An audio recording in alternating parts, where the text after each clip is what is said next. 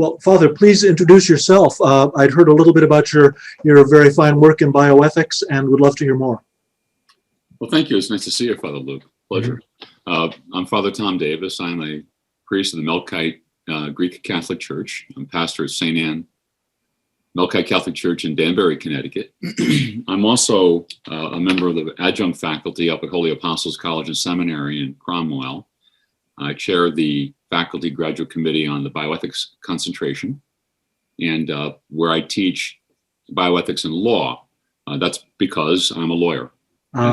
Therefore, if you're good at baseball, you like to play baseball. So I'm better at law than the other stuff. So I teach bioethics and law. We have a lot of great faculty members teaching there in bioethics and related disciplines. So I've been a practicing lawyer since 1981. I'm still currently an assistant attorney general of the state of Connecticut. About to retire from that. Had a little arrangement with the bishop. I was just ordained as a priest about 14 months ago. So I'm new to your gig. Our gig, yes. But there's a little transition period. You spend a career in a particular profession, and you own a home, and I'm a married priest with a family and college tuitions and debt. So I needed to keep working for a little while. Very good. So that's my background. I'm also the founder of an organization called LIFE, the Liberty Institute for Faith and Ethics. People can reach that at libertyforlife.org. That's the number 4, liberty, the number 4, the word life.org. It's associated. We're working out in association with Holy Apostles, but that's our website. We have a rather extensive bioethics library of primary source documents. Now, bioethics isn't our only issue, as the title might give you. Liberty for Life and Liberty Institute, we have a lot on there about law, because again, if you like baseball, you do baseball. So we have what's called the Religious Liberty Observatory as part of that website. And you'll run into a lot of resources on mostly American law, some international, relates to religious liberty. We'll soon have up every religious liberty decision of the Supreme Court with a synopsis of them since about the 1870s. And it's a very exciting area because the interface of religious liberty and bioethical and healthcare mandates is a very hot area. And perhaps we'll talk a little bit about that today, Father Luke. And with your background, as really, I just went on your website again and was blown away. I told one of the people from the institute that we're appearing on that really what I'd like to do is come on and just read sections of your website. They are so excellent. Really, people be very wise to get to it and read it. Everything from the history of healthcare ethics all the way up through all kinds of modern controversies. It's just wonderful. And perhaps it'd be a good idea for you to speak a little bit about your background and your website. Sure. My background was originally in medicine. I trained as a physician, went to the University of Southern California for both undergrad and then med school. Did my residency internship in internal medicine and residency in family practice at a hospital just about 35 miles from the monastery, which I joined after spending a year both teaching and practicing when I'd finished the residency. I joined the Benedictine order, continued to be involved in teaching and in bioethics, which is something that I had been involved in almost from the time I graduated from medical school. The old committees that originally were involved in approving consent forms for any kind of experimental procedures, which were really the forerunners of the current bioethics committees, was something I was involved in back in the late 70s and early 80s. Then as bioethics itself and the whole concept of the need for both lay and to some extent clerical and philosophical involvement in bioethical decisions became important, I continued to keep my hand in. We formed a committee at my hospital in Lancaster where I had and actually still have my admitting privileges, or at least sort of grandfather type privileges now. And I chaired the committee for about 20 years and I'm still a member of the committee. So I've been actively involved in the issues that arise in the context of primary care. But my particular interest, of course, since I joined the Benedictines back in 1980-81, has been in really understanding the tradition of the Catholic Church with regard to this very ancient, well thought out, and consistent approach to concern for life, to rational reflection on scientific development, and then the question of how to appropriately apply that in the context of a form of care that is truly human, that is compassionate, and at the same time not simply interested in the achievement of results, but in healing in its deepest senses.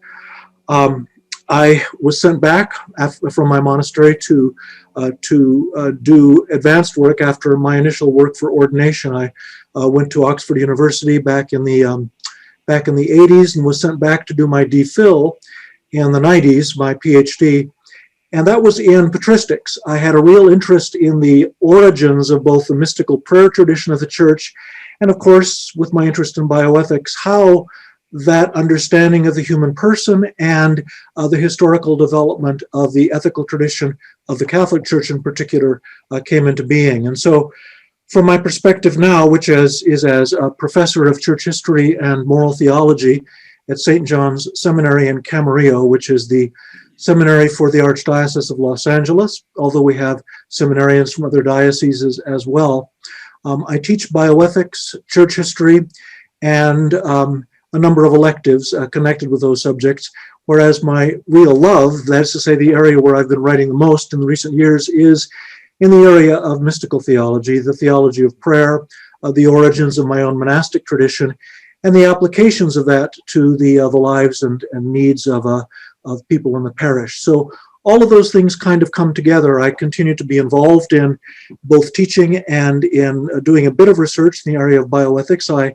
I just accepted responsibility for writing a chapter for a book on healing, in which I'll be looking at a particular theologian of the 4th century who was able to take the language, imagery, and science of medicine of his day and apply it in a very spiritual way to the understanding of the healing of human souls, while at the same time, I would say, making sense of the experience of suffering. So I hope I'll be able to do a little bit of incorporation of what's been happening, especially this last year with regard to COVID, in terms of the writing that I'll be doing over the next year. So those are the principal things in which I am involved today. That's really fascinating. Two things come immediately to mind for me as you were wrapping up there. You mentioned COVID, which is a wonderful segue for us to talk about. But apparently, although I'm not quite sure why quite as hot as it is, a controversy about the vaccines. Yes, that are out there. And I think that's really something we want to discuss. But I just wanted to mention before we do that, you mentioned your great love for mystical theology and your study of prayer life. And everyone I know who's a committed Christian wishes they had more time to pray, wishes they had more time to delve into this kind of thing. But I want to just tell you a small anecdote because it reflects on medical care. I think you'd find it very interesting. I think the audience would find it interesting. Some years ago, I helped organize a white mass for then Archbishop Henry Mansell of the Archdiocese of Hartford, who's a absolutely marvelous saintly man. And I called him and said, I don't know who to have come and speak. And he said, I wanted to call somebody from Calvary Hospital, which treats incurably ill people, and really is the modern inventor of modern palliative care at Calvary Hospital. And he said, well, if you call down there, be sure to ask for Michael Brescia. He's an old friend. What did I know? I called and asked for Michael Brescia. He was the retired medical director, and he came up and gave a talk. And he told us, and this is a man who, starting in the mid-60s, really helped develop what we call palliative care today. And that wasn't his first love. His first love was something else entirely. He is the inventor or the founder or the creator of the Brescia Semino fistula. It's used in so much hemodialysis all over the world and accounts for so many millions of people surviving. Because when he first started medicine, you were in a bathtub with blood everywhere when they were doing processes on you if you needed some kind of treatment. Right. And he was out one day having lunch and took a bite of a hamburger. He's telling us the story. And the ketchup squirted out of the burger. It's happened to all of us. Usually it lands in our lap. But it landed on 2 French fries that were parallel. And he immediately had the image of the fistula. Mm-hmm. And he and his friend, Dr. Semino, then developed that. And we're going to make a lot of money because they were going to get deals with these groups to open up dialysis centers all over the country. And when Holden told his dad that he had a contract about ready to go with these companies, his dad, who was Sicilian, spoke to him in Sicilian when he was very serious and said to him in Sicilian, "How many men will die while you're waiting to build out these clinics for a year or so if you hold back this knowledge?" It's just, "Gee, Dad, I don't know. It could be, thousands, I guess." And he said, every day for the rest of your life, when you look in the mirror to shave, you're going to see the faces of those men who are left behind, wives and mothers and children. He and Semino turned around and gave away the process. And he went to work at Calvary Hospital at the urging of Cardinal Cook and helped develop this great palliative care. Mm-hmm. Every day, he said, he walked into a patient's room, he stopped to pray. Mm-hmm. This is that mystical theology part. He would stop and he would see how to this person he was about to visit, who was terminally ill, right? All of his patients are terminally ill. That he was there not just to provide medical care, he was there to provide healing for the whole person. That he was Jesus Christ walking in that room. So it was quite a beautiful account that he gave. Yeah. It's a very beautiful image that the individual becomes the Lord, offering grace to individuals in need. There's a similar passage in the Rule of Saint Benedict. Benedictine monks and nuns, of course, provided the health care in large parts of Western Europe throughout the Middle Ages. And part of it was because in the Rule of Benedict, there's a very strong chapter on the care of the sick. And it implies a kind of what you'd have today call a kind of a bilateral Christology, that those who care for the sick are to see in them the Lord to whom they minister, Christ in need, Christ who is suffering. That's why they're providing care. And yet within a couple of sentences, Benedict turns around and says, and those who are ministered to are to see in those who care for them, effectively, the face of Christ as well. So the real task is what we would today have to call a contemplative one, to be able to see beneath the surface, to see not just the individual with their particular needs, but the fact that God is involved in this reality, and in our interaction with one another, God is involved in both directions, both in the giving and in the receiving, and it's an opportunity for grace on both sides. So yes, it's a tremendous thing, and I think a tremendous thing for us to be aware of, because you were talking about the aspect of the situation with regard to COVID. And one of the things that struck me when we first began to discuss this at the seminary, and of course it comes up quite regularly, and I try to provide the seminarians with statistics, warning them against certain kinds of numbers which are easily used either on one side of the equation or the other. I've been inviting them to look at the statistics being published by the federal government in regard to excess deaths, because there you really do have a sense of how different this year has been from previous years in terms of the number of people who die. And it's absolutely true, as a number of people have pointed out, that the folks who are dying are those, in many cases, with pre-existing and problematic secondary conditions. But it's also really the elderly and the most vulnerable. There's no question about it, that the majority of people who are dying, the majority of people who are comprising the excess deaths, are those who are most vulnerable. And so in many ways, this is an opportunity, a kind of a terrible opportunity for society to ask itself, are we willing to sacrifice a lot for the sake of those who are most vulnerable, in a way that we normally don't think of? We normally think of the vulnerable in terms of, as you were saying, a palliative care for people who are dying, or are very, very strong concern for the unborn and for those who are born with critical difficulties. But the idea that we're actually reaching out to those who in our society are naturally fragile, who are in a state of vulnerability, who are probably not receiving the best quality of care because they've used up their savings, they're doing the best they can, they're receiving whatever the state or their family can provide. It's precisely those who are most vulnerable, and how much are we willing to do on their behalf? It's a very interesting, very complex, and as you as a lawyer know, a significantly legal problem. It's not just an ethical question. It is an ethical problem. It is a legal problem. And I think it's a politicized problem. And this Very is much so. the difficulty we can see. It's not just COVID. It's many things. But certainly COVID has a politicized element to it. And including, aside from questions like resource allocation and whether people will wear masks or not wear masks and all those kind of debates that go on endlessly if you're foolish enough to go down the rabbit hole on Facebook, there is a question that's been risen for many. And I see this among my own parishioners as well. Is the COVID vaccine safe? When they say this, they're asking several questions at once.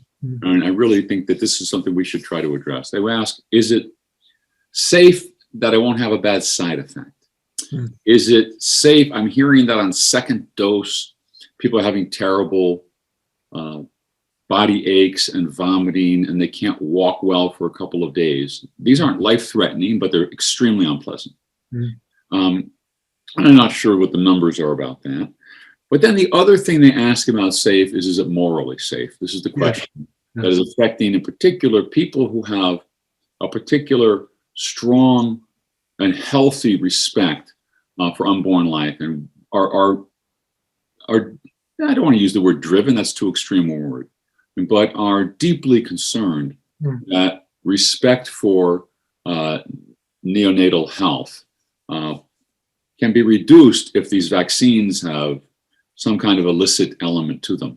Right. Those questions have arisen, and perhaps we can talk about that. Sure, they certainly have arisen, and I would agree with you that the issue has become very heavily politicized, because when we think about it, we've been using vaccines for children especially, but also for adults for many decades now. I mean, I remember when I was in school back in the first age of the world, back in the 1960s, of course, we were receiving vaccinations. And if you think about how vaccines were being created in those days, they were oftentimes either killed or hopefully killed vaccines, or in some cases attenuated. That is to say, a particular species of the virus that was not going to give you as severe a kind of a case of illness as the other. But the whole question of what you vaccinate with in order to get the body to develop the appropriate immune response was in process of development. And of course, it's much, much more sophisticated today. So the question of, is it safe from the perspective of, are the side effects likely to be very severe? Well, that's a very easy, in some ways, I think that's a fairly easy question to answer. And that is that it is much, much safer now than the kind of vaccinations that many of us had when we were young, and probably will continue to have as we grow older. But the question of moral aseity, I find fascinating, because again, people, Catholics, good Catholics, very committed Catholics, have actually not been raising the vaccine question now for several decades, despite the fact that the question of, were the tissue cultures that were used to propagate the viruses or virus parts that were necessary in order to create this vaccine, were they cultured in media that were obtained from aborted embryos or aborted fetuses? And the answer for decades has been yes, some of them are. Part of the problem is that if you're doing science in a laboratory and you want to prove that your results are accurate, you have to use the same sorts of materials as are available in other laboratories. There has to be a standardization. So what's on your shelf is also the same stuff as what's on somebody else's shelf. Otherwise, your data means nothing. Otherwise, it's just what you do in your lab and no one else can reproduce it. And the tragic problem is that some of the stuff that is on the shelves of the people who do this research does in fact come from materials that was originally derived from aborted fetuses. The precise question of the nature, was it a spontaneous abortion? Was it a surgical abortion? It's been rather obscure. In some cases, the history of that is difficult to work out. But in fact, some of the lines probably do come from abortions, in the sense of someone who destroyed the life of their unborn child, and tissue from that unborn child was used to create the material, not from which the vaccine itself is derived, but to create the medium in which the viruses were grown. Having said that, Rome has been abundantly clear. Catholic moral theologians have looked at this issue repeatedly over the last decade and a half, and the answer on the part of the magisterium has been crystal clear. Yes, it's regrettable. We should do everything we can to try to not use these cell lines, but because of the serious nature of the danger of acquiring the diseases, especially in children, or especially for the vulnerable now, it is licit for Catholics to use this. That's clear from the Pope. It's clear from the Congregation for the Doctrine of the Faith. It's clear from the North American bishops. On my website, I've tried to document all the magisterial texts that demonstrate this. So from the question of, is it licit for Catholics to do this? The answer is absolutely yes. And it's the same question that would arise with regard to immunizing your children against measles, against rubella, getting a tetanus shot, that sort of thing. Although that's a little bit of a different phenomenon in terms of the background to it. So the moral licety has been clear for a very long time. So one has to ask, why is it suddenly arising? Why is it suddenly becoming so prominent? And I have to say that I honestly believe with you that it's politicized. Suddenly it feels like one more thing that this nasty government is requiring that we do. They're forcing us to wear masks. They're not letting us go to jobs. They're requiring that we educate our children at home. Now look, they're going to be injecting things into us. Isn't this just the last straw? But the issue is much more complex than that. Much more complex. And if I might just mention for the audience, some of the documents you just referred to, the bodies, the entities have spoken on this topic. And let me just mention for the audience that the Congregation for Doctrine of the Faith, they spoke about it back in 2008. Exactly. Right, the instruction on certain bioethical questions.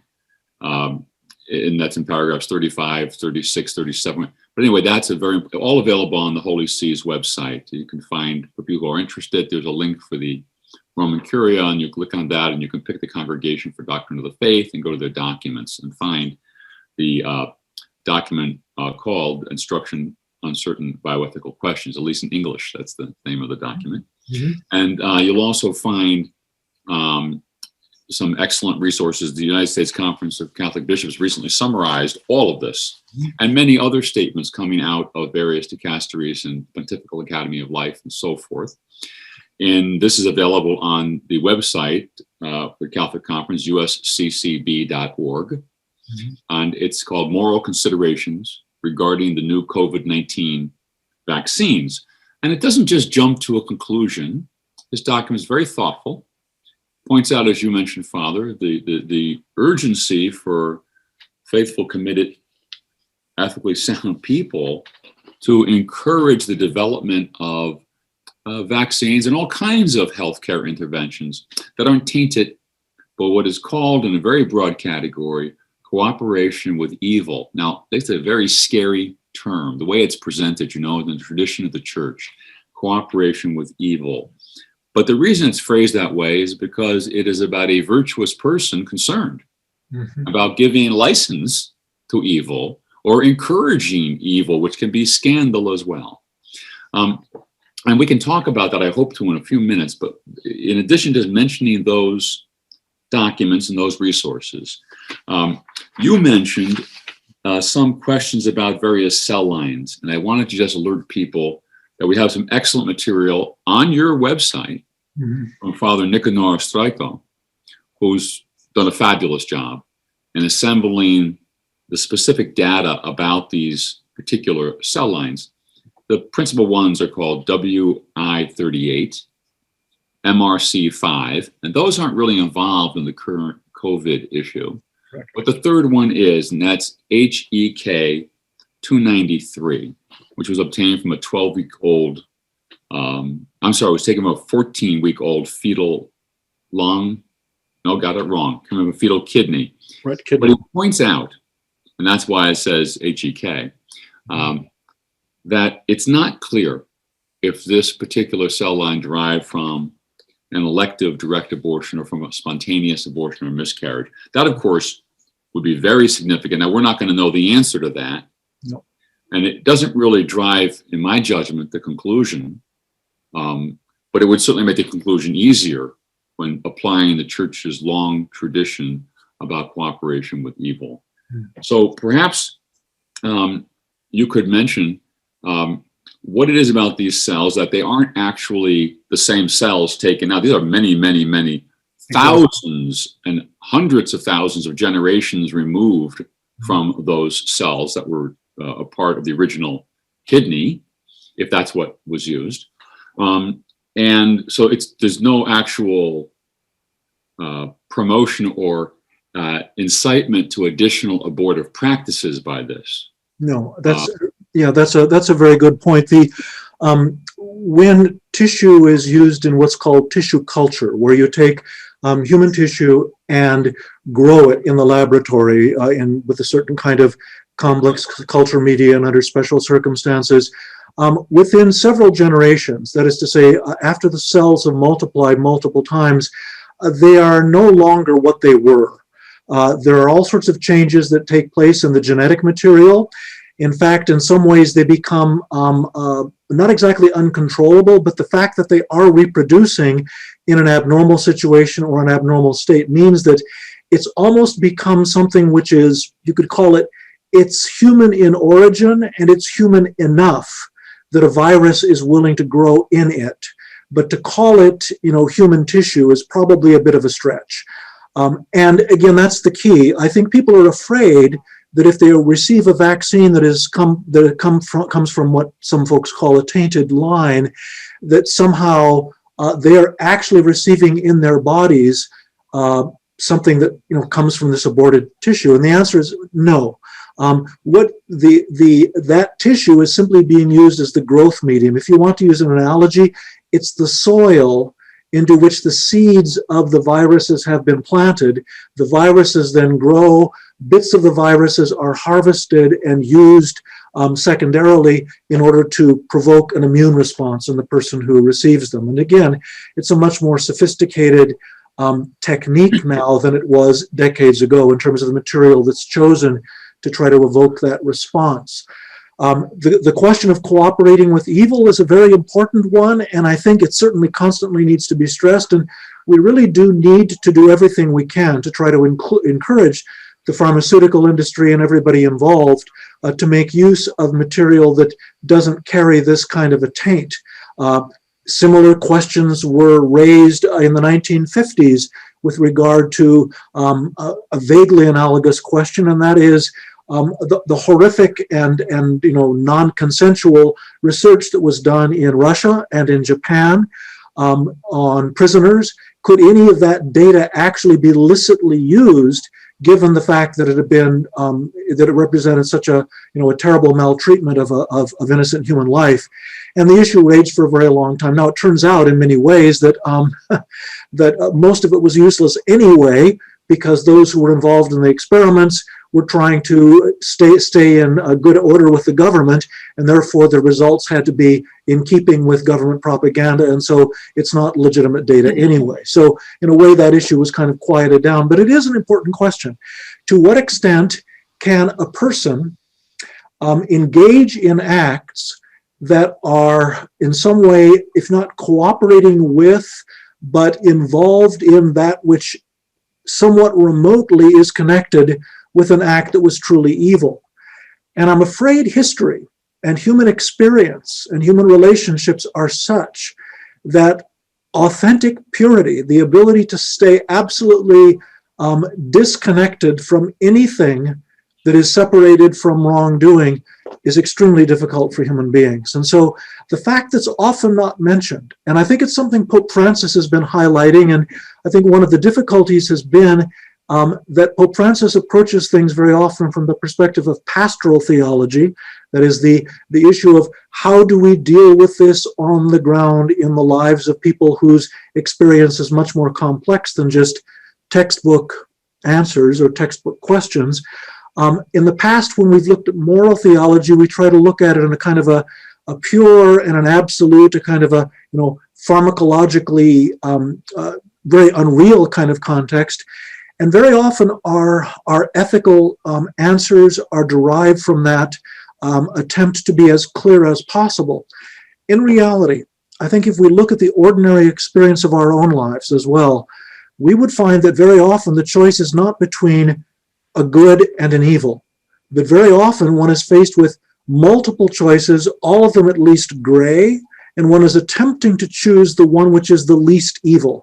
That makes people very uncomfortable, but it's something that actually Pope Benedict was willing to confront and point out that this is where many of us live. And so with regard to the question of the vaccine, even at its worst, it's a question of trying to choose the lesser evil, a choice that all of us are being called upon to make probably every day if we're honest about it. Yeah, so we have the cooperation with evil and the reality of evil intermingled throughout the world and in everything we encounter pretty much. Means we have to come up with some framework, which is what the church has developed. Exactly. This long tradition of what constitutes formal cooperation. That's endorsing the evil. We're never talking about that. Formal cooperation with the evil, we have to just say no. That's a question of having fortitude and saying no. But we have more remote, as you're mentioning, more remote activity. Today, we have 3 primary vaccines that people are talking about, at least in the US. Right? We have Moderna and we have Pfizer, which don't use any of the HEK 293 in the actual creation of the vaccine. Yeah, right? the mRNA vaccine. Media with some of those cell lines derived from that, all those generations later in testing. Then there's one other, is it Johnson & Johnson has one on the kind of not yet fully available, but which is kind of coming down the pipeline, and it represents a slightly different approach to provoking an immune response. It's not based on messenger RNA, but on a modified adenovirus. So certainly with respect to the Pfizer and Moderna, we can say with confidence that in the actual vaccine itself, there are not these fetal cell lines from the HEK 293 used. So that would be a reason to prefer that particular vaccine over one that used that in the actual vaccine. Again, this is all qualified by availability, the gravity of the circumstance, the need to have the vaccine, the harm that can come without it, all factors to consider what's called proportionate reasons in the analysis of cooperation with evil. But I'd just like to mention, there's a marvelous other resources. Again, I rated your website, so I'm just going to say, I'll just pretend it's mine. It's all there for anyone to use to whatever extent they wish. Some very fine generalized examples to give a context to how difficult it is to operate independently of any kind of connection at all with evil in the world, and how we can see almost a common senseness of when you're removed from something and you're not an active participant, you don't formally endorse it or want to encourage the underlying evil, what's called remote material cooperation. Right?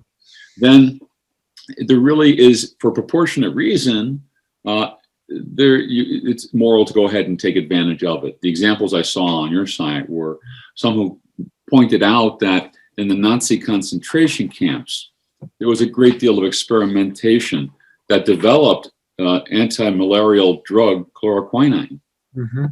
Should we then say no one could ever use chloroquine? Correct. The railroad network in the southern US was largely built by slaves. Can you not ride the railroads in the South? Or have a business that uses them to transport product. So those are some examples, and you can come up with many, many more, right? About how when we're removed in a way and we make it clear we're not endorsing and we're opposed to the underlying evil that may have given rise to something, the tradition on cooperation allows resource to it for proportionate reasons. That's what we're dealing with. Yes, I think that's very important, and it's the reason that one has these very clear magisterial statements. And I think again the question, or the intriguing question, is, why has it become such a burning issue for people today? And I don't think it's really the morality of using the vaccine. Again, that's been settled long since.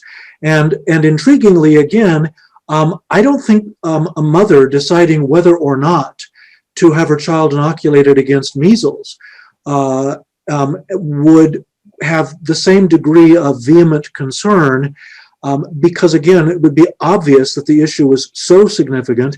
And again, we have to bear in mind that vaccination is important because many of the diseases against which we vaccinate are out there. Some of them, thank God, have been dealt with fairly effectively. Polio in the United States, smallpox worldwide, but other than that, it's all out there waiting for you. And so vaccination is really the only way to prevent a very, very severe disease. Again, I don't think people whose immediate concern and love for someone in danger would cause them to raise these issues to quite the extent that they've been raised. I think part of it is that this has suddenly become connected with a fear that our society or our church is less committed to protection of the unborn than perhaps we once were, or that we ought to be. And of course, politically right now, the question of can you express yourself as not as committed as you ought to be and still regard yourself as a good Catholic? It becomes extremely complex, and I fear that this question of the vaccine is getting caught up in issues that are not directly related to the pandemic itself. And I think it behooves us to try to gently and calmly separate the issues and look at the question of the necessity to provide care for the most vulnerable in our society, who are those most likely to get and to suffer severe consequences from the COVID infection. Beautifully said. Let me say a word about the politicization of many things. It seems at times all things, even which football team you root for in tonight's game. Yes, but, I'm afraid I'm fairly ignorant of that. But one of the seminarians came up to me later and was asking me whether I believed that a particularly popular and effective football player might actually have made a deal with the devil. I thought he was joking, but he wasn't. So I think something in that I would suggest is part of this intensity of battle lines that we see. Now, I want to comment on it from a couple of angles, because I think there's something more going on here than just a vaccine, and more going on here than, because as you said, this vaccine question and at least the framework for its analysis is very well settled in the Catholic tradition and has been long settled in the Catholic tradition. Some have called the Vatican statement on the morality of receiving the vaccine, or the USCCB statement on it, scandalous. This is a very dangerous statement to make. There's a specific definition of what constitutes scandal in Catholic teaching, and to constitute scandal, it has to be an attitude or a behavior that leads another to do evil. That's absolutely essential. And it can become a grave offense if you deliberately lead another to grave evil. So to charge scandal really hypes the discussion, and right away is going to divide into very intense camps instead of the calm and deliberate approach that you're advocating that's so essential. I think one of the things that's at work here is the experience that many people had in a fear of vaccines in general, and what was alleged to be a connection to autism. It's got a tremendous amount of publicity for a long time.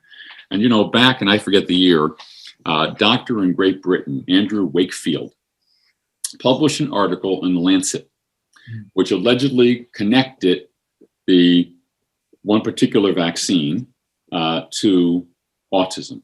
Hmm. And he alleged to apply to more than one vaccine. I think the MMR, the mumps, measles, rubella vaccine, which everybody watching us, everybody you speak to on the street has had.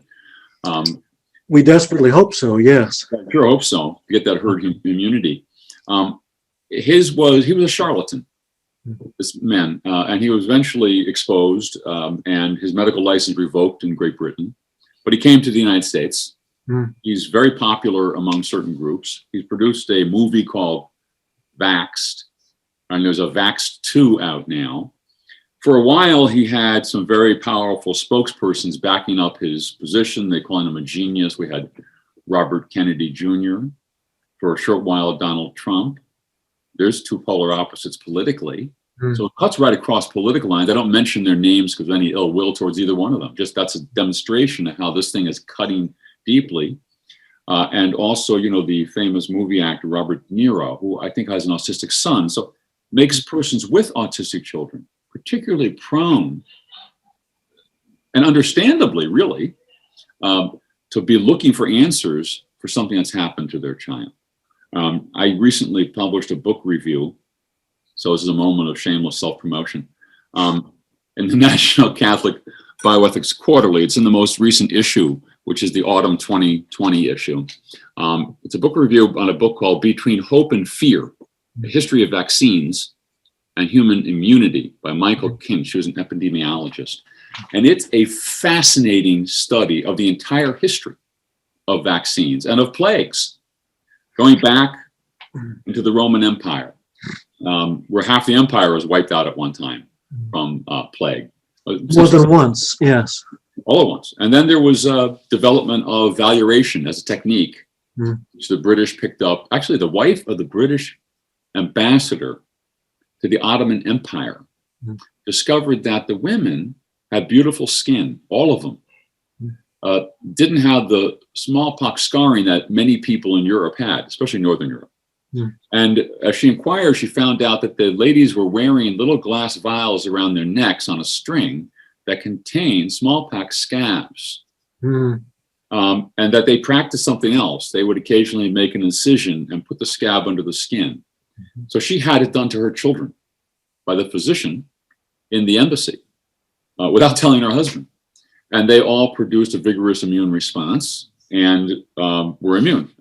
Now, eventually, that led rapidly to many things. But in all of that, once you got into that controversy, there were tremendous religious objections to this practice from various groups. And as vaccines developed in the late 1800s, early 1900s, again, vigorous opposition and trouble about that. Much of it driven by, I don't want to use the term too pejoratively, but by Bible thumpers. And there was a famous Supreme Court decision in the early 1900s that upheld the mandatory vaccination with certain exceptions that were unique. And that sort of put the end of that controversy then. But it was the development of Andrew Wakefield's work and his publication in Lancet, and for a while, widely accepted by medical community until people really got back and tried to reproduce what he claimed were his studies. They couldn't reproduce them; they were falsified. The terrible danger is finding an association between things doesn't necessarily prove a causal relationship. The standard statistical fallacy is that there's an almost perfect correlation between the sale of ice cream and automobile accidents. And one is necessarily forced to conclude that the eating of ice cream will cause you to have automobile accidents until you think about the fact that ice cream sales go up during holidays.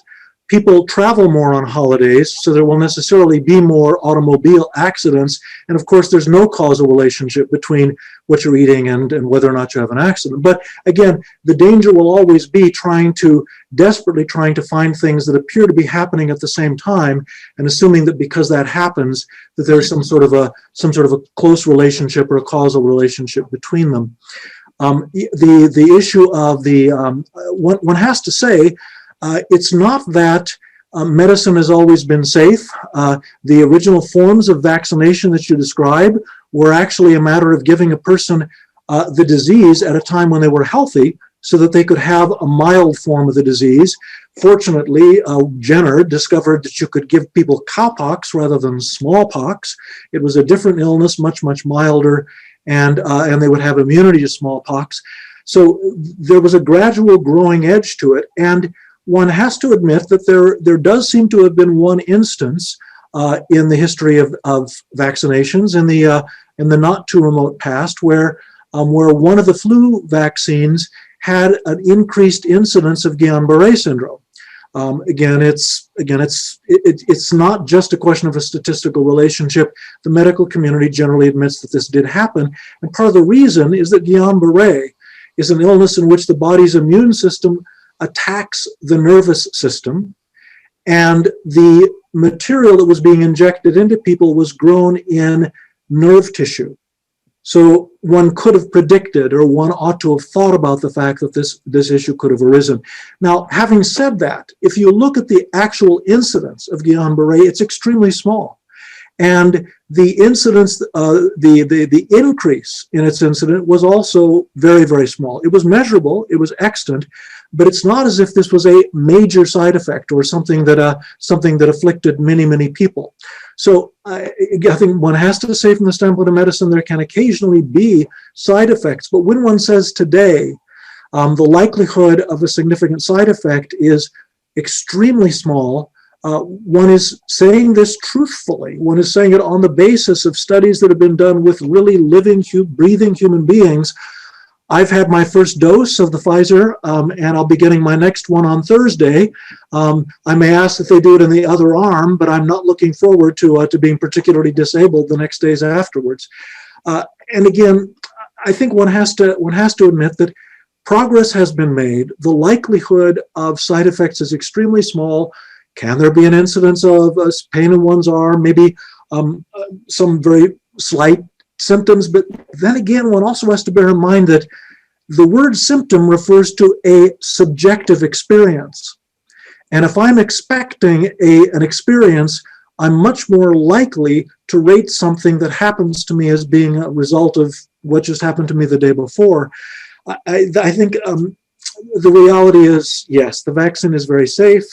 One doesn't really need to worry significantly about side effects, but at the same time, one has to say science needs to be honest about these things and say that in the past there have been issues, but that every precaution is being taken, and this is safer than what we offer to our children. So it's important to bear that in mind. That says it all. It's safer than what we offer to our children. That's quite dramatic. You know, back in the past, in the early development of induced immunity, let's just call it that, induced immunity, and evaluation techniques, you had a mortality rate of 10%. Yeah. And that's a significant mortality rate.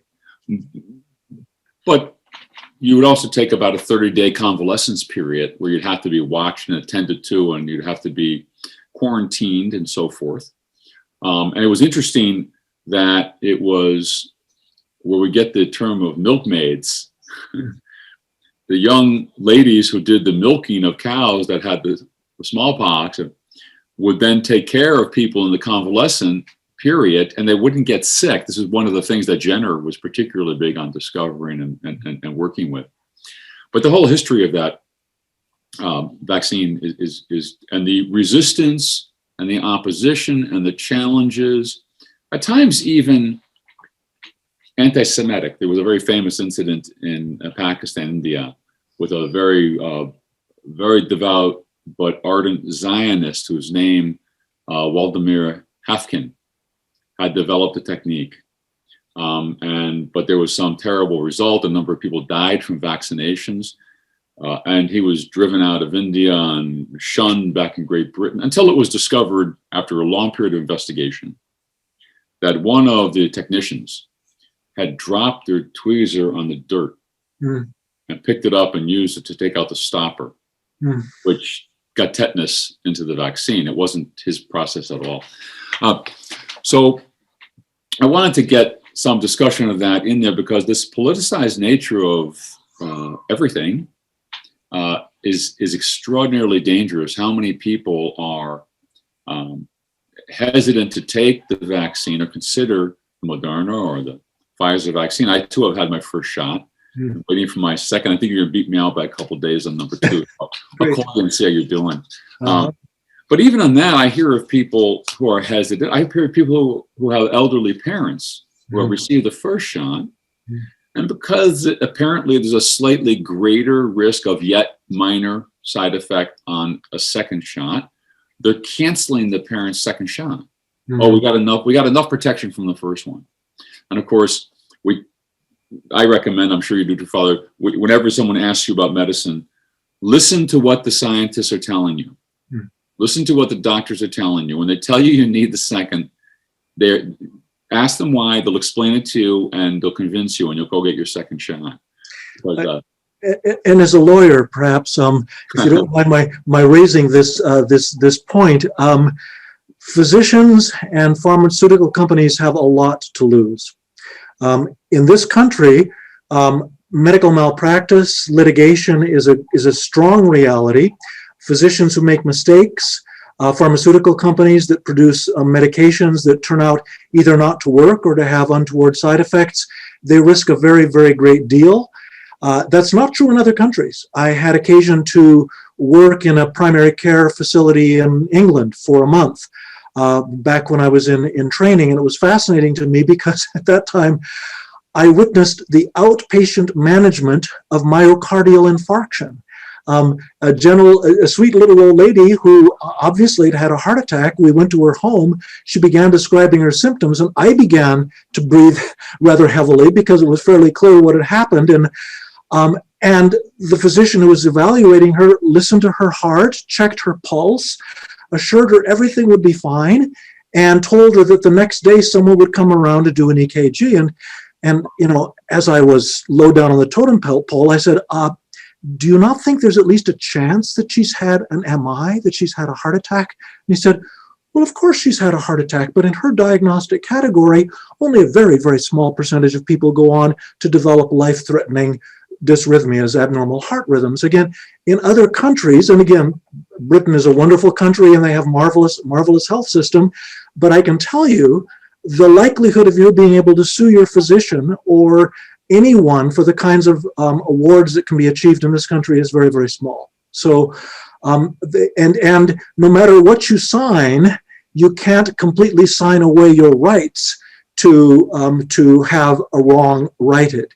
I say that only because, again, the kinds of statements that are being made by the individuals involved in the various industries could not be made unless they were very, very certain that they were accurate. So if it's being made in this country, there are very good reasons for believing that it's true. Yeah, and also the Food and Drug Administration oversight and review is intense. I've dealt with them for many years on controversial topics. Probably most deeply, I've dealt with them on the issue of emergency contraception, that's levonorgestrel. It's actually the FDA that originally raised concerns that we can't rule out certain illicit and immoral interference with implantation. But it was they who raised it, that the rest of the community, the rest of the research people and the drug companies and even the Catholic theological world have concluded otherwise. But so there's a lot of issues. You're right, the oversight is very solid, the science is solid, and the vaccine is in both your judgment and mine, and we're following a lot even smarter people than us who have settled this for a long time in the Catholic tradition, morally appropriate. There is an interesting side note to this that we might want to just talk about briefly, and that is whether or not there's an obligation to seek out a vaccine, and not just talk about this vaccine, but other vaccines, measles, mumps, rubella, herd immunity, on these questions. The Vatican was clear to say in its statement that it would have to be a voluntary resort to vaccine. But I'm wondering if that's always the case. It certainly, we could envision circumstances of more rapidly spreading and more lethal conditions and more damaging conditions that Yes. would require us to consider that we had an obligation to seek out a vaccine? I think that's a very important question, because again, because of the politicization, a lot of the numbers that are printed in places are, I mean, it's very clear that a lot of the statements that are being made in most of the media are in order to stress how very significant the pandemic is, how very dangerous it is. There can even be a tendency towards overstatement of the number of individuals who are severely afflicted. The fact remains that the most vulnerable are the elderly, those with other kinds of reasons for having compromised immune systems. Again, the most vulnerable adult members of our population. I think the question of an obligation, well, you could speak to the question of whether there could conceivably be a legal obligation. I think the moral question is, how committed are we to caring for the vulnerable?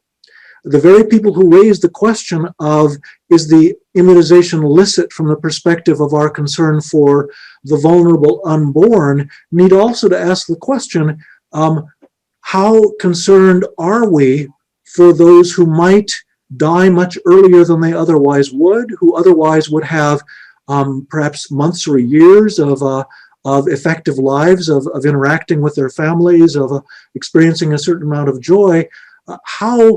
What is our moral obligation to do things ourselves that limit our freedom or require that we have an immunization in order to sustain a valuable quality of life for those individuals? It's an important question, and I think it's one that we really need to ask in a soul-searching way. I think there have been a number of people who have legitimately pointed out that what ought to be done in an ideal world, in a society which could really effectively address the nature of the people who are affected by this pandemic, would be to particularly concern ourselves with the most vulnerable, to see to it that they are the most sheltered, the most protected, that they have exactly the kind of care that they receive, and certainly that they would receive vaccines when they are made available. The problem we face sociologically in this country is that those are precisely the people who are most likely not to be able to receive that kind of care because they're in extended care facilities. We, to be perfectly honest, do not offer the sorts of salaries to individuals who work in those institutions at the level that they ought to have. And so in order to support their families, they have to have multiple jobs. They may be working at multiple centers. It's the worst possible setup for the kind of individuals who are vulnerable in this society. To successfully address this, we would have to sink huge amounts of our resources into care for the elderly and for those who are severely disabled. And I think the moral question we need to ask ourselves is, are we willing to do that? Very serious question. It was interesting that on a completely different topic, but again, addressing these serious moral questions that go to how we structure society, how we see the value of people over, I don't want to fall into the trap of saying people over profit. I mean, there's a good role for profit in the market economy. It drives a lot of very, very good things. People are employed. They can then contribute taxes to the society. We do a lot of great things that way. But recently we saw proposed by, I think it was Senator Mitt Romney, that the government now subsidize and pay people who have more children. Very interesting proposal. Some people will take that and they'll say, this is how we get politically divided. They'll say, well, so let's keep them foreigners out. Let's keep them southern foreigners out. We're going to just pay people to have more babies here. Now, some people will take it to mean that. I don't think that's something that the senator would mean at all, of course. Others would say, why should I have to subsidize somebody else's kids? I don't want to be involved in that.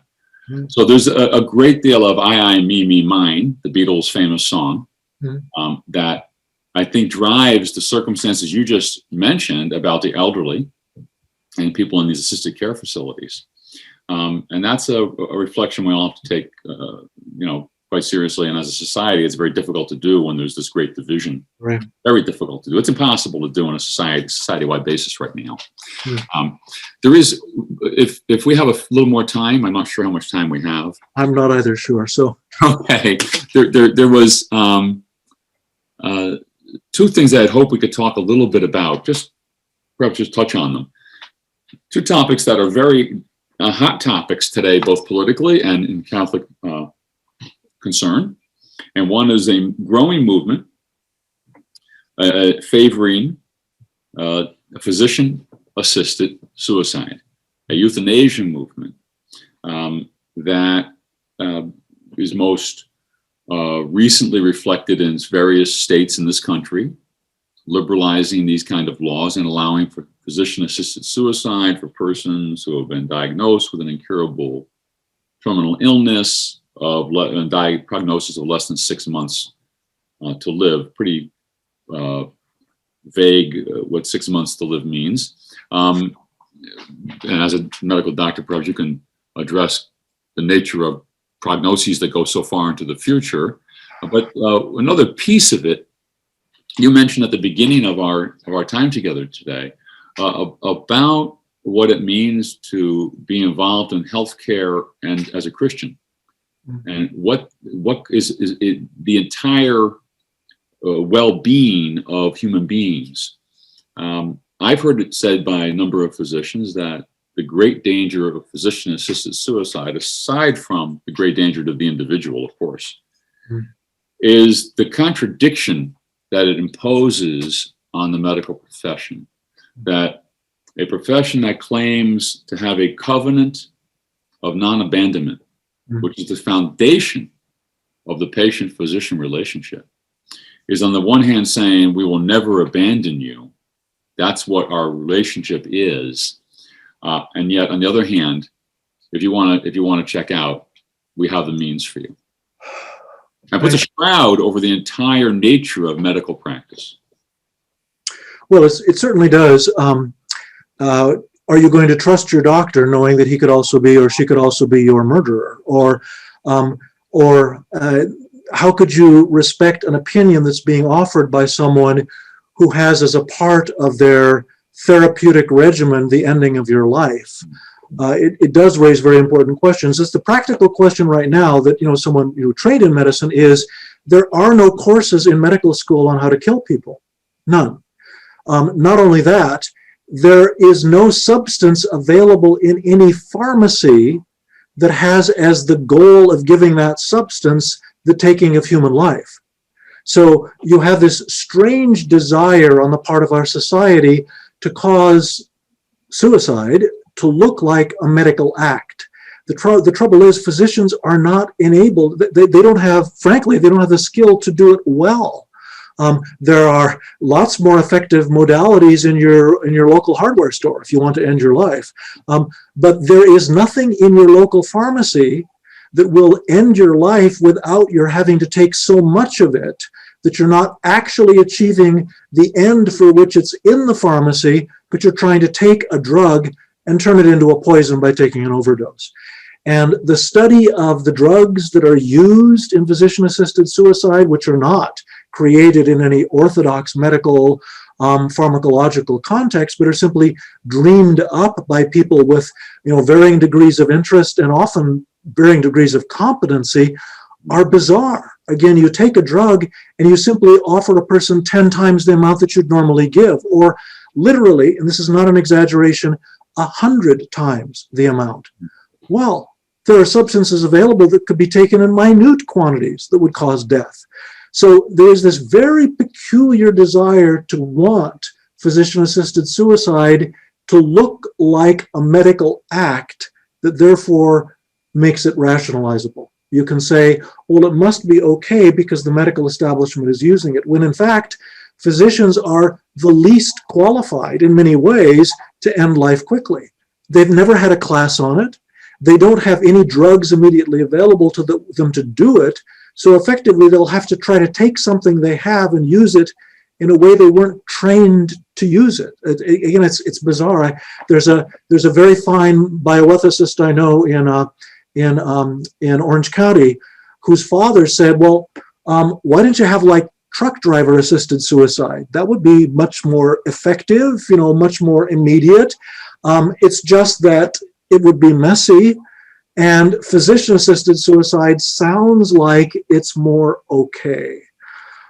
So there is a terrible problem involved in asking physicians to do this, not to mention the fact that nobody goes to medical school to learn how to kill people. That's not the motivation for engaging in that particular task. But there's another intriguing, fascinating aspect to this, is that when we used to teach about pain control and what was then considered to be euthanasia, and we didn't even talk about physician-assisted suicide back in the 80s and even in the early 90s, we could say with fair certainty that if you take 100 people who are asking you to end their lives, 100 people who are asking for what we would today call physician-assisted suicide, and instead of killing them, you find out if they are in pain, and they all are, and instead of killing them, you treat their pain, more than 90% of them will stop asking for physician-assisted suicide.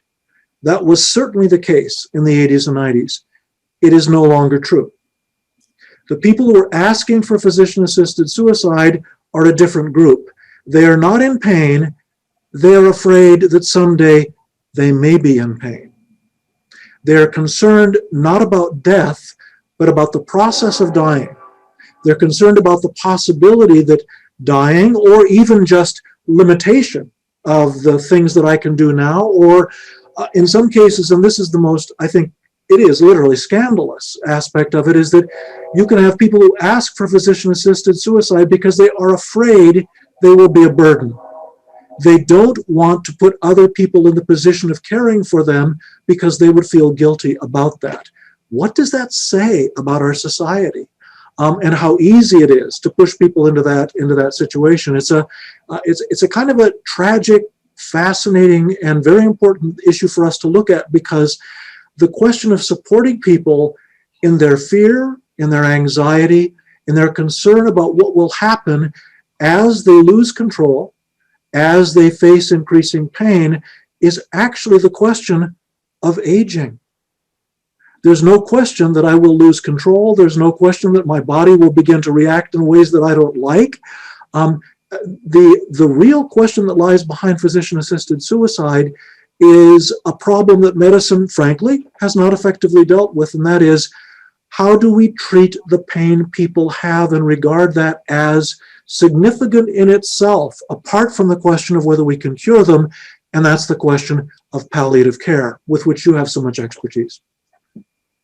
Well, hardly the real expert there is Dr. Michael Brescia, but it sounds like, and I think it's undeniable, there's just a massive amount of contradiction in this whole movement and with the entire concept. One of the things you mentioned was the cohort of people some decades ago who would have pain. And as that could be alleviated, the request for this kind of thing dropped off dramatically. And you're right, it's not the same today. Today, many times the people aren't even yet terminally ill. Right. There is a movement that seeks to have, it's driven by a kind of radical atomistic concept of the human person. It's very philosophically based. It seems disconnected from communal reality. I am the master of my fate. And they want to extend, some groups, the right to medication, maybe from a physician, maybe from somewhere else. I think that would be the next logical step. Why have to have a physician? Why can't I just use an APRN or something like that? And not to put down APRNs, but there's a difference between them, because there is a difference between them. And to extend this to people who are suffering from emotional suffering without physical underlying deadly illness or terminal illness. This is actually taking place in some places in Europe now. Yes, it is. Which is a frightening, even for those who are under the age of what we consider an adult, which is very disturbing. Another piece of this that I just mentioned because it just puts some levity into an otherwise brutal topic. It really is brutal. You know, Derek Humphreys, right? He was the fellow who founded what was called the Euthanasia Society of the United States, now called the Hemlock Society. And Now it's I, called aid yeah, in dying or choice in dying, right? They've yes, used yes. Hemlock Society was a little too grim even for them. So yeah, yeah. Um, it got them depressed. They wanted to kill themselves after reading it. So he wrote a book called Final Exit. That correct. was his famous book, Final Exit, and it got shelved in bookstores under the category self-improvement. Sorry. Can't make it up. No, but it's absolutely true. There's a kind of and there again, it's this dangerous, almost youth cult. I imagine that I don't want to have to deal with looking like anything other than the perfect image of what I think a human being is supposed to be. And one of the things that's ignored in that, autonomy and that movement for autonomy is a certain kind of wisdom that we find especially articulated by St. Thomas Aquinas in his discussion of suicide. He points out that it's not only a sort of a double sin with regard to the murder of the individual, because I am killing, I am willingly consenting to murder as well, so two responsibilities for death. But there's a third dimension that's often neglected, and that is I am harming my community by doing this. And one thinks, oh, that's metaphysical. Why should my community be harmed? If you've ever counseled or had to do with family members who have lost someone to suicide, especially the individual who found that person's body, you know that leaves a scar that will stay with that person for life. It will not go away. It is experienced by the individual as an abuse, as an act of violence directed against them. It takes a long time for them to even imagine that they have the right to experience that is in any way an acceptable response to what's happened. But frankly, it's universal. One of the big cases a number of years ago of an individual whose family was pushing for allowing her discontinuing of nutrition and hydration, although she was in a persistent vegetative state, was Nancy Cruzan. The case went to the Supreme Court. The family was given permission. A long video documentary was done, sympathizing with the family, even filming her on the day of her death, and emphasizing indeed the suffering that the family had been going through rather than the individual themselves. What's almost never talked about in terms of the death of Nancy Cruzan, because the primary spokesperson for the videos was her father, was that several years later, her father hanged himself in the garage. Again, the family is harmed, the people who care for someone is harmed in a way that is irreparable and which is not changed by the intention of the individual intending to end their lives. Whether they have a going away party or talk about, come share with me my joy and saying goodbye to the world, whatever that may be, it will not change what it does to the world around one. And as Catholics, I think that's something we have to be aware of. My life is not my own. I'm the steward, not the owner of my life. And what I do with my life affects not only me and my relationship with God, but those around me and those with whom I will be spending eternity, God willing. For whom the bell tolls.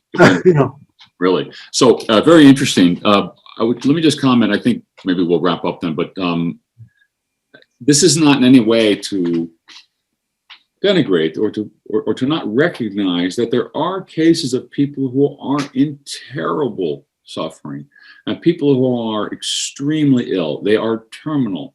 They are disabled. But it's true that today we have the modalities to manage those things. The person does not experience excessive pain. No one should ever be experiencing excessive pain because of terminal illness. There's many interventions now that can alleviate that, even to the point, if it's essential, if it's necessary, to having the person induced into sleep state where they won't be experiencing it. That's an important point to make. It is, and I think from the perspective of sacramental theology, one can point out that the Church wisely makes the sacrament of penance and anointing, the sacrament of anointing of the sick available, and consciousness is not required. Again, we have a sacrament that specifically consecrates the state of an individual who does not have to be fully aware of what's happening, and the effect of the sacrament remains. There's an awareness in our metaphysical sacramental tradition that there is a ministry that can be offered to individuals, and there is no obligation to be conscious as one dies. I think that's sometimes a mistake that some Catholics make. They think, and interestingly, it's generally those who are not in pain that seem to indicate that other people ought to be offering their suffering up to the Lord. That somehow I need to be offering it up at the last moments of my life. Well, our tradition is very clear that a person is not required to bear any more pain than they wish to bear, and that God's expectation is that we give our lives over to God, not necessarily that we deliberately undertake suffering, and certainly not that we expect someone else to suffer because we think it might take a little time off their stay in purgatory. Right. Well, back in 1980, the congregation CDF released the Declaration on Euthanasia. Correct. It's a very good document, very solid document, recommended highly.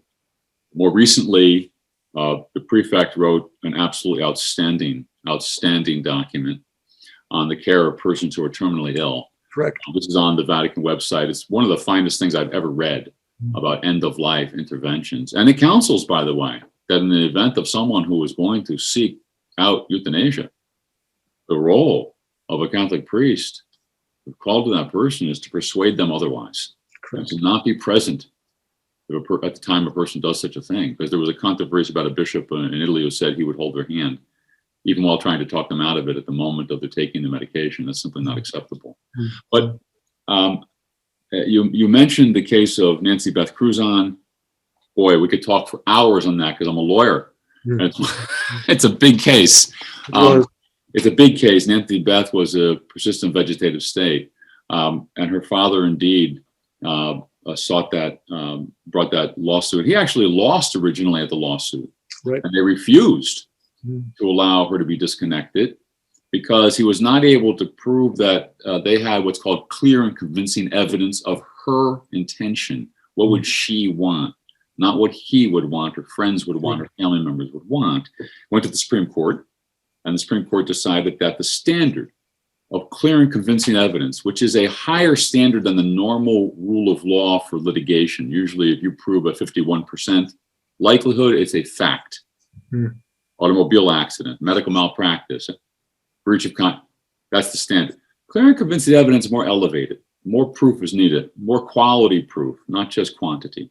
And also, it's less than the clear and convincing standard of criminal law. We call it in theology moral certitude. It's a little lower than that. So in between these extremes, you have clear and convincing. It's the standard by which children can be removed from parents if they can't care for them properly. But so the Supreme Court upheld that, and then it went back to the trial court, and they produced testimony from friends. Oh yeah, she wanted to be disconnected. She was a nurse, and which strangely enough had not occurred earlier on. But never mind. Yeah, it's a never mind really, because in defense of the whole process, it might have been that people handling that initial petition thought it was going to be a no-brainer and didn't assemble a lot of stuff. That happens. They think they have something that's going to skate through. Now the corollary to that is the case of Karen Ann Quinlan. Karen Ann, was in a similar state.